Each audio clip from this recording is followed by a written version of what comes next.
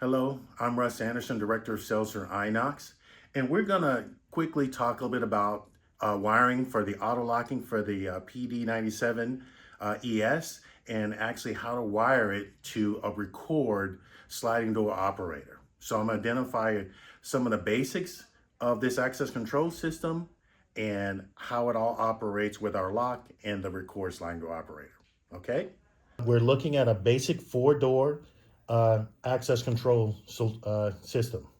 So here and here, these are our Wiegand inputs for our readers. So 1, 2, 3, 4. And then we have the corresponding lock outputs. So 1, 2, 3, 4. So I just want to make sure everybody knows that. So I have just one door wired in to our PD97ES, which I'll talk about shortly, and it's wired to the Record 5100 sliding door operator. Okay, so one of the biggest questions we get is about the auto locking feature of the PD97 ATL and ES. So I want to point out a couple things about it. So we have our contacts here. So it's really important when the door is in the closed position that these pongo pins make contact with these contacts in order to transfer power. So alignment is really important. Now, to accomplish the auto locking feature, you have this area and this area that has to make contact, okay? So that's really important. So how does that take place?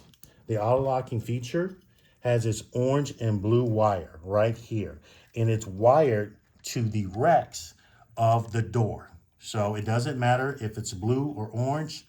In whichever way you want to put it in, you can put it in. It's fine. So, but it has to be wired to the Rex. So when the door is in the closed position, these two DPSs, as you can see, the blue light comes on, and then you will see the wing bolt get thrown. There we go. So that you see how that takes place, making sure the alignment is really important for the auto locking feature to take place. Okay, so that's one.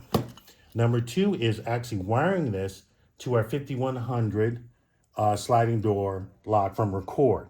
It's a really simple wiring. Again, you're going to wire in parallel. One to the common, the other one to the normally open. So when you present a card, not only is the lock electrified, the 5100 gets electrified. So where does the 5100 get connected to? It's a really simple wiring. You get connected to spots 11 and 12. And again, it doesn't matter, which wire goes where, as long as you have 1 and 11 and 1 and 12. So when that card is presented, these will be electrified and it will engage the 5100 from Record.